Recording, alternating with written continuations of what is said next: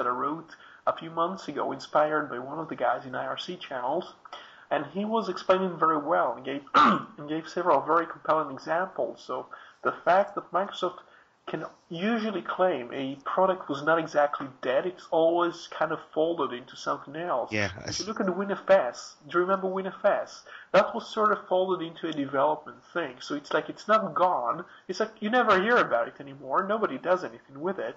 The same with Singularity, which is the so-called research operating system. And by the way, it's very much spin to call it a research operating system. Of course, once it failed, Microsoft would say something like, well, we only wanted to experiment with it. Well, it's not a very good use of the shareholders' money, but we just experimented, so it's fine.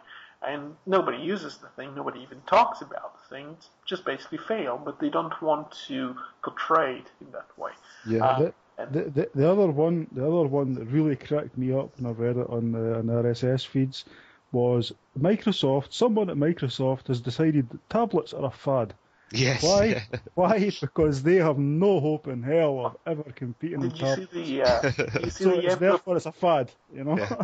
You see the April 1st post from Microsoft of the hoax was a tablet, I think 42 inches for a tablet, and it's kind of like the Surface.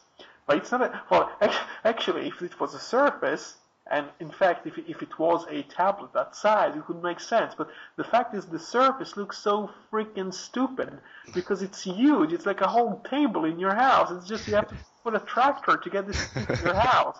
And you look at all these tablets, you can just combine them and get them for cheaper than I think that the Surface at the time was costing something like $15,000. You know, I mean, you can buy, and if you're talking about the iPad, which I think is overpriced, you could buy like 30 of them and just combine all of them in a nice lattice and make all of them work. And you can take them outside too, and they work on batteries.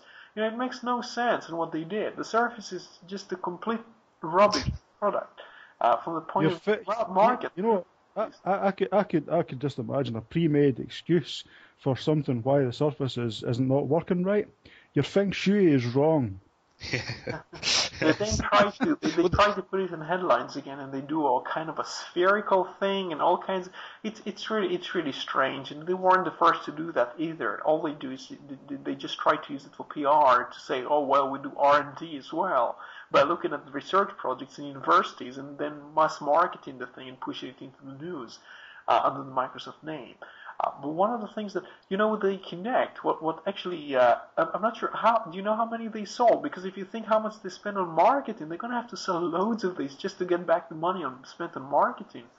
And they spent $500 million, I think, on marketing this thing. And what's the target audience? It's just Xbox 360 users. You have to be an Xbox 360 user to buy this thing. I mean, what's the potential reach of you know, stepping aside from Microsoft specific, the wet dream for a company as far as their marketing is concerned is word of mouth, is people who are happy customers who are spreading the word of your company, your products, for no benefit at all. You don't pay them, but they are willingly evangelizing something because they genuinely feel that it's improved their lives, that they've found something and they want to share it with someone else.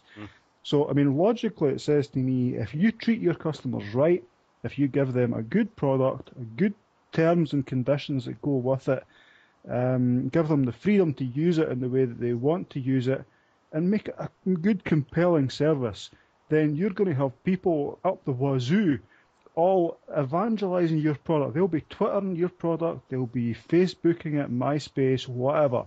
They'll be talking about that and sending their friends and family, oh, you're after this thing, go and check these people out. You know? I mean, to me that's logical. That's so logical. I just don't get why companies don't do that, or why the major companies don't do that. An honest held belief, especially when it's in comments on forums or maybe even in blog posts or article posts, is so much more obvious because you can tell when somebody has an honest held belief. There's not many buzzwords. They're not selling something to you. They're promoting it on the basis that they have a great experience with it. And I think that was something I've seen. To this day, I've never seen a Microsoft advocate, pro Microsoft post with that type of honest held belief. If anybody wants to correct me and give me an example, I'm quite happy to see it. But the honest held belief that I see when I see people promoting free and open source software or Linux and other platforms is not the same type of advocacy that you see when you see Microsoft products. I've had an on and off, I won't say friendship, but a relationship, shall we say, with somebody who used to post on my blog who was rather pro-Microsoft. It would be laced with buzzwords. It would be written like it was an advert or a script of a TV show. It was a press release sometime. Sorry? I know the person you speak about, and he used to paste lots of press releases, even raw things. It was, but it read like it wasn't real. When you read somebody with a passionate belief, it's alive. The text is alive. It speaks to you about their experiences. They don't mind if you're using X operating system or Y operating system because they have an honest held belief that what they're using is the best. And it's a very different type of advocacy to what I've seen on my site, certainly from Microsoft advocacy itself. Yeah, and that's exactly why the Windows 7 parties failed, because it was a corporate thing. When Ubuntu have a new release, what you have is hundreds of thousands of people all over the planet who are genuinely enthused and genuinely excited about the new Ubuntu release. And they are going out of their own way to spend their own money and to organise in whatever way suits them. Whether it's Twitter, whether it's Identica, whether it's a forum, it doesn't matter. They are going out of their way to spend their own time and their own money getting together and saying, right, let's meet down X pub, or let's book a function room in X hotel, or let's get together in some way and we'll celebrate this. We'll get T-shirts printed. But it's genuine enthusiasm. And it's genuine people who want to spread the word. It's genuine grassroots people, and that's something that Microsoft will never have.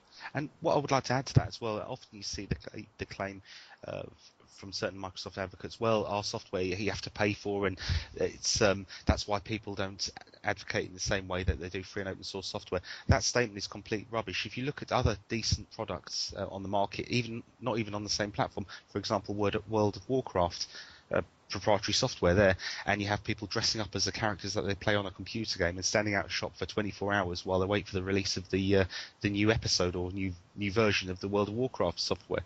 So the advocacy does exist in proprietary platforms as well, and I think it goes back to what Gordon says. You produce a product that people like, you give the customers the support and freedom, if you will, or what they require, and you'll get the advocacy. And I think that Microsoft doesn't give that support and doesn't give that product.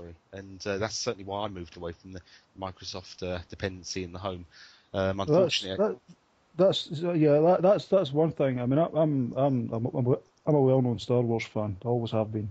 But when the movies came out, you see in America, you would see like queues of people waiting to see like episode 1 or whatever, and all the way down the queues, you would see people dressed as Darth Vader and dressed as stormtroopers and dressed as Princess Leia and all of that, and they're having mock lightsaber battles outside the theatre and stuff. That's great. Yeah, I wouldn't do it. No way I would do it. But that's great. That's people who genuinely are enthused by, they're engaged by what they're buying into, and they help spread that. It doesn't matter what it is. If you've got people who are genuine fans of your product, of your service, you're not paying them. That's the key. They're advertising for your product to help make you money, to help make you more profitable, your market share increase, whatever it is. They're marketing to make you better, but you're not paying them a bean for doing it. But yes, it's. I don't think I can ever recall seeing anybody dressed as Clippy at a software convention. Roy, I don't know if you've ever come across somebody. You have to be on a special diet to do that. Yeah. Also, you probably get lynched as well. I don't think Clippy was very popular. I think you have to be banned for it. I see you're making a suicide note. Can I help?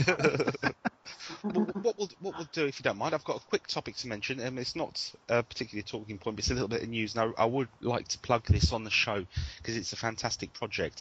I'm a fan of sci-fi. I certainly think Gordon is to some level as well. Yeah, something. Well, I've been watching the series Pioneer 1. There'll be a link on the show notes to this. This is a sci-fi show. It's free to share, completely free and legal to share. It's funded completely by the community that donates to the project itself. And it's raised a considerable amount of money to produce the